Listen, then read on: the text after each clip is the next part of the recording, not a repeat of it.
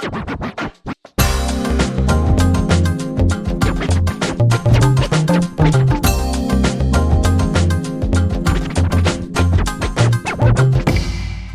last month, there was the hug event for BTS members. They had a woman, 50-year-old Japanese woman, went for the hug. It's a paid event. I looked into it. It was basically there's a BTS member on stage. You walk up to him, you say hello. You have this like really cursory hug. It's really very fake. And then you move on, and you're thrilled that you got the opportunity to touch a BTS member, I assume. This 50-year-old Japanese woman decided to take advantage of her opportunity, and she kissed the BTS member on the neck. Now, this went viral in South Korea, because of the reaction the young man made facially. So his face went viral because he kind of went, ugh, because this woman kissed him, which is not the reaction you want when you kiss somebody. Like if I kiss somebody and then they went, ah, that'd be pretty hurt. This is sexual assault, though. So I'm torn with the issue of you're priming people. So you have a thing for this guy. You've paid money to get into physical contact with this guy. You're going to hug this guy. He's going to hug you. Yeah, of course this is going to happen. I don't want to blame the victim. Like, true, if a man kissed an idol on the neck, I would be probably far more incensed. So this is showing some of my very normative biases. But I don't think you should be hugging people. All these handshake events, the hug events, all this kind of stuff, I'm not really pro this physical contact, especially selling the physical contact. That actually, I think maybe is what makes it worse. Anyways, this is sexual assault. Now in Korea, you can submit a claim to the police even if you weren't involved. So people saw it, they saw it online. So all these people started submitting these complaints to the police. They're like, please arrest this woman. She committed sexual assault on this member of BTS. Let's go. The woman probably didn't know she was in trouble until she got back to Japan. I'm betting she went to Korea for the concert for that event, maybe stayed a day or two and then was out. She was probably gone before the police even opened the investigation. A statement by the South Korean police is that if a suspect remains overseas for 2 or more months, it is impossible to investigate. It's not impossible, it's just hard. Like you can't go to Japan if you're a Korean police officer and try to investigate them. But I'm betting this was a fairly low priority for the South Korean police anyways. Like, yeah, it's pretty awful. The BTS guy, he didn't put in the claim. The other people did. They're like, they're on the lookout for her. They've probably flagged her passport. She might not be able to re-enter South Korea. I mean, if I'm being really honest, that might be the biggest fallout from this is she's not actually allowed to go back to South Korea. If she does try to go back to South Korea, she might be arrested on the spot. But they didn't even like look for her. They asked for her to turn herself in. I think realistically, they probably would have like made her apologize. I don't know if that's okay or not okay. I'm really torn. I don't like these events. I don't like this, like the concepts, I guess. I feel like you shouldn't be doing this. I don't think it's worse when it's the teenage girl idols and the creepy dudes who handshake and stuff. That's just really off-putting. I essentially just disapprove. You need better security for these things, and you shouldn't be setting them up like this in the first place. Another update, Sukiya, the mouse-laden miso soup of last week's story. So it was a couple months ago this happened, but it didn't get released until later, and everyone freaked out. Fair enough. I mean, there was a mouse found in miso soup. I did like the transition because originally it was mouse, and then it transitioned to rat very quickly. It may have been a rat. I don't know. But that's the whole point, is just watching the news cycle try to make more drama in the story so that more people will click on it. So more clickbaity. So if it's like mouse is in your miso is bad, a rat in your miso is way worse. So let's change it to rat. Things like that. I notice things like that because I read multiple versions of the same story now. So I can see where the authors are adding elements or dramatizing it so that they can get more clicks. Well, they've had an unfortunate follow-up to their story. This week, a cockroach was found in some food. They didn't say what food. They were trying to maybe a little more vague on it, or maybe... So basically, someone found a cockroach, left, and then called and complained about the restaurant.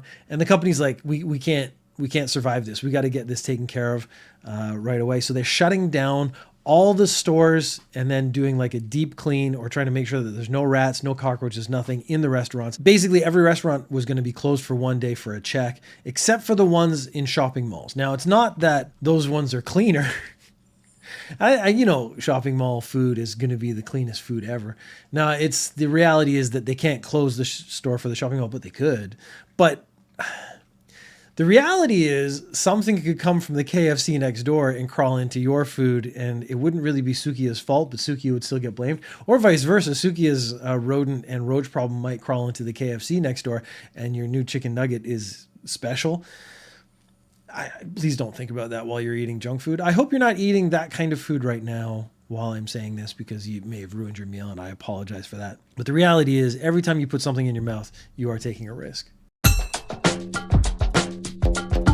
The Imperial household is going to launch a YouTube channel. Last year, they started an Instagram where they were posting thirst traps.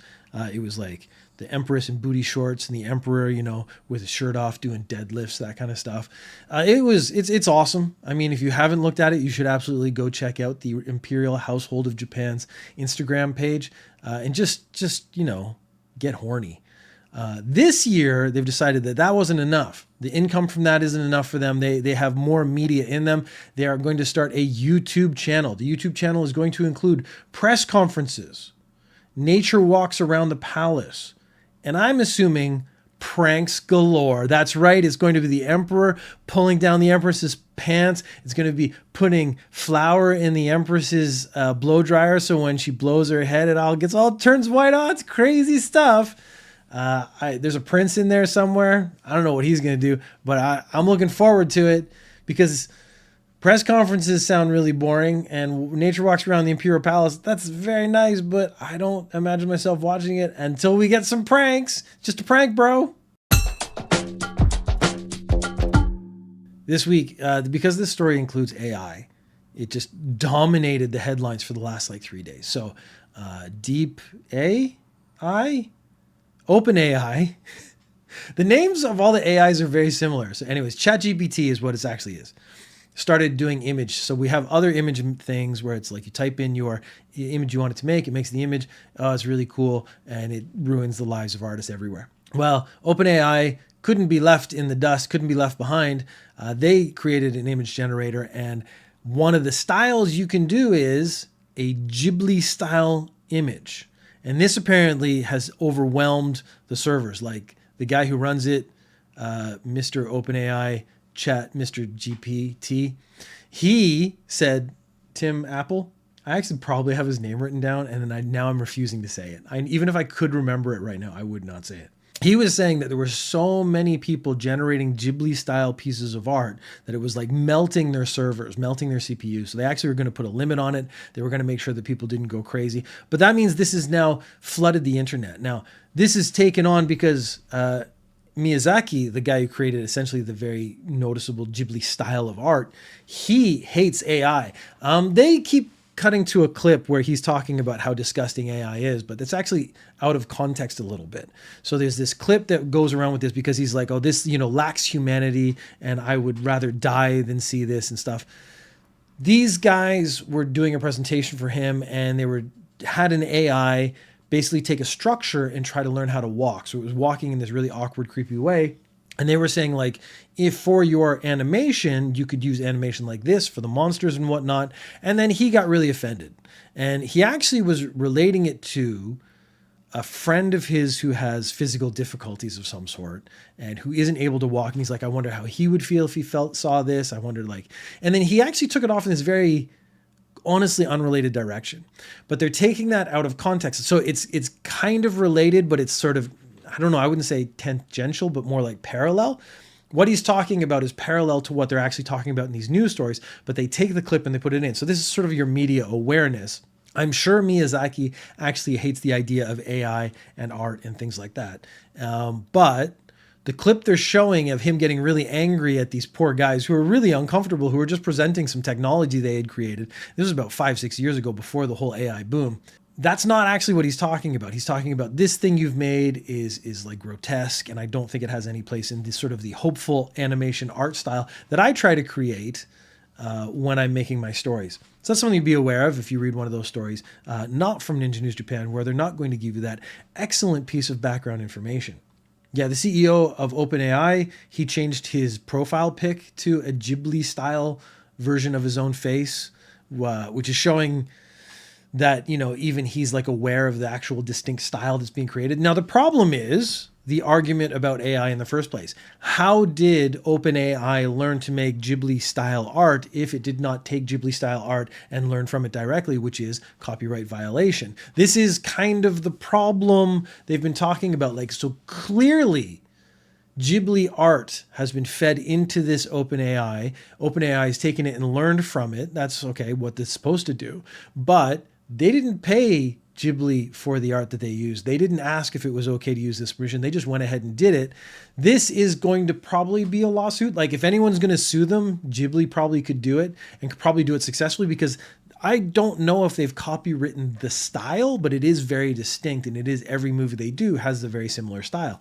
Miyazaki is also quite famously a hard ass. So when they took, I forget what movie it was, one of the older ones, Mononoke maybe. They took one of the Ghibli movies and they were going to release it in America, and Harvey Weinstein wanted to cut it down to make it a little shorter. He was like, all this like stupid emotion shit that you got in there, let's cut some of that out, make it a shorter movie. It'll fit better into sort of the slots for the movies. We'd maybe show more movies during a day. It was that kind of like fiscal version of movie making that Harvey Weinstein would be on the side of. Miyazaki sent him a samurai sword with a single note that said no cuts. And that is kind of a threat that I will stab you with a sword if you try to cut up my movie. So he is a bit of a hard ass. And again, he was just looking at a technical presentation from some guys, and he went in them about how inhumane it was. And he was really awful. He was actually really awful to them, because he could have just said, this isn't really for me. I don't really like this.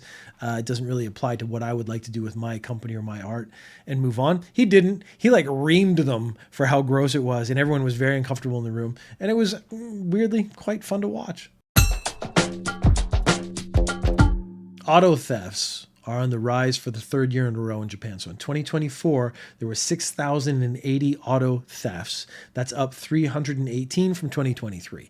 Most of these cars do not get like resold in Japan. This is actually one of the more interesting things I found about car theft in Japan, is what they do is they take the car and they put it on a boat, and they'll take it to like Vietnam or Cambodia or some other country, and they'll resell the car. Or they'll break it down into parts and then ship it off to another country and then rebuild it. And the most popular cars to steal, like you would think it was fancy luxury cars mostly, but actually it's like minivans and stuff, more utilitarian things, because again, they're going to sort of these developing nations and they want to sell them stuff they can use. So a minivan is far, far more useful in a third world country than like a sports car when you're on dirt roads all the time. And what you really need to do is transport people to a work site or something like that. Most of the thefts, quite sensibly, are around Tokyo. And one of the biggest problems is the technology they're using. They're saying in 3 minutes, they now have this basically car remote hacker, and it can like unlock your car and start the engine, then they can drive it away. With that, they can then, copy the key or remake the key or something. So basically it's all being done with computers now. It's not like a cool guy runs up and he jacks the window and then gets in the car and like rubs two wires together and starts the car. No, it's a very nerdy dude on a laptop or something, and he unlocks the car from a distance using Wi-Fi, and then they get in and they drive away. And again, they're driving it to a port. And this is in Aichi, this middle part of Japan where the Toyota city is, which was actually created by Toyota, the company.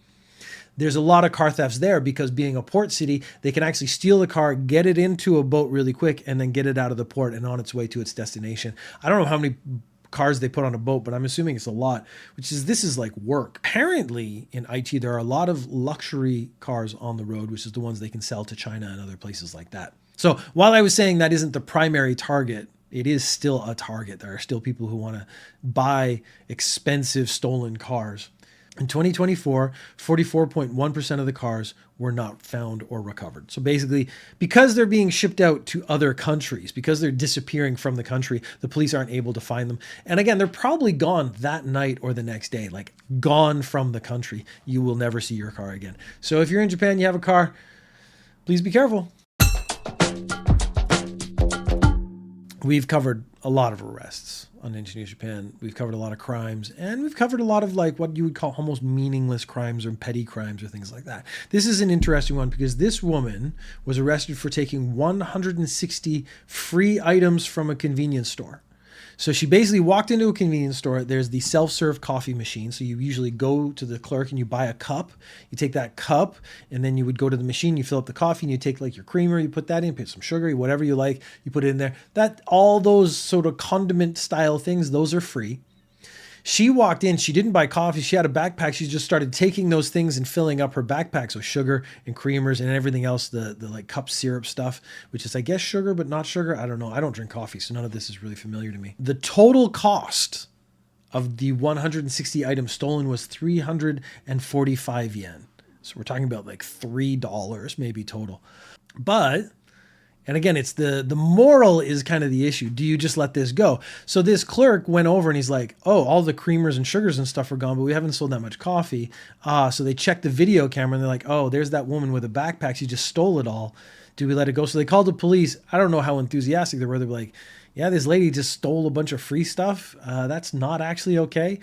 They went and found her, picked her up, and she got arrested. Japanese politicians are weird. Now, normally I talk about the old men. Normally I talk about the old men politicians who say something gross. And when I read the first half of this story, my mind was, oh, this is going to be an older Japanese politician. He's going to be like in his 70s. He's really gross. He's out of touch. And then it turns out it's a woman talking to another woman, which really sort of turned it the elements. So my expectations were undermined, which is a good thing, I guess. So I guess women can just be just as weird and creepy as men, which equality, I suppose.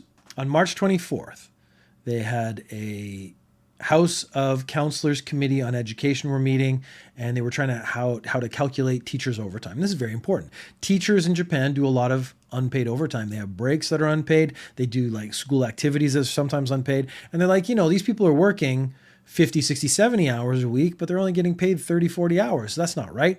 We have to calculate overtime. What counts as work and not work? Is it volunteer? Should we expect people to volunteer stuff? It's a very important thing. Japan doesn't have enough teachers. So you need to make teaching more appealing, and paying them for all their hours is probably going to be step one to making it more appealing. Counselor stood up, made some statements and was very angry. And then another one replied with, I can clearly understand that committee member Kira has gotten angry with a truly beautiful face. Which is weird. I mean, it's just a weird thing to say. Like, what does that have to do with the other bit?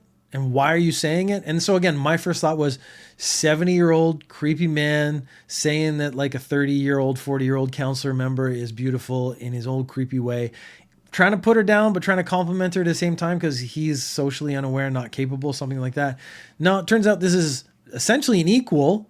And then the question of why, like the old men saying it, I kind of understand. They grew up in a different time. They grew up when saying gross stuff was acceptable. They never grew out of that. They never understood that the world has changed. But this is not that. This is like someone who is an equivalency saying this weird, creepy thing to them. And then, of course, there was immediate protest. The Kira said, like, hey, what does my face have to do it? Why are you talking about my body? This is inappropriate.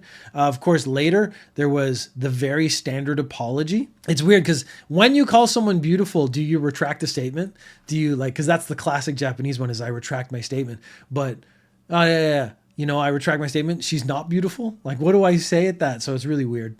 It was a very standard apology, like, I shouldn't have said that. It was inappropriate. I'm sorry for the stress I caused, blah, blah, blah, blah.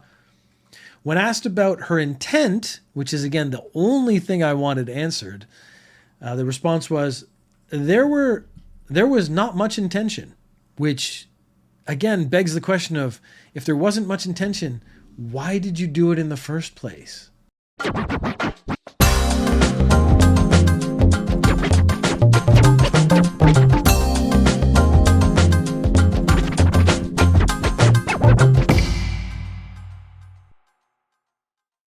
Look at this.